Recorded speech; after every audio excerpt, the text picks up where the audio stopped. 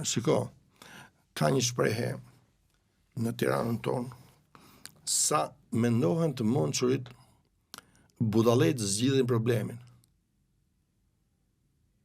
Nuk e di, nuk është budalla profesor doktor Sali Berisha, mendoj.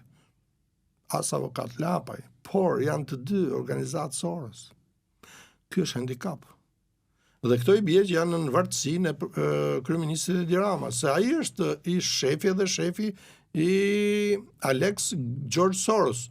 Është kumbari i dasmës Huma bashkë me Alex, apo jo? Pra që janë të tre Soros. Mirë po, revolucion tonë, Partia Konservatore nuk bën revolucion.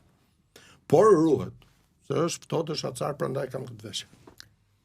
Zoti Gjuzi, 9 parti jo parlamentare u mblodhën për të diskutuar mbi kodin zgjedhor ose reformën territoriale që janë edhe komisionet parlamentare që pritet të diskutohen shumë shpejt.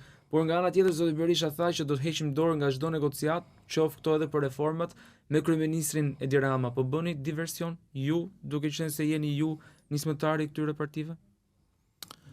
E para herë që nëse vini të re në Platen, me 9 partive parlamentare, të cilat janë 12 në fakt me firma, po prezent ishin 8 kryetarë ishin prezent dhe 3 të tjerë ishin me përfaqësues të tyre.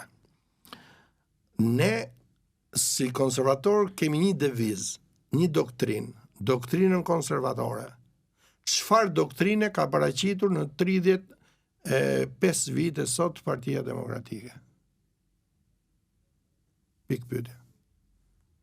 Sepse ajo bashkon her për her votat me fondacionin Soros. A mund t'i besojmë ne? Po, Partia Demokratike është partia më e madhe administrative e opozitës. Pa Partinë Demokratike ka vështirësi ardhja konservatore në parlament. Ne i kemi borx një mandat Partisë Demokratike, ajo na ka ne 30-40 mandate borx. Tryeza është për të thënë, duhet ndryshimi kodit zgjedhor.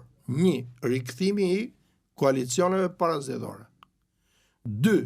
Heqja e numërusve dhe përfaqësuesve politik në komisionet në KQV që quhen, ose KQZ, duke filluar nga të gjithë orientimi, nga baza deri sipër në Komisionin Qendror të Zgjedhjeve.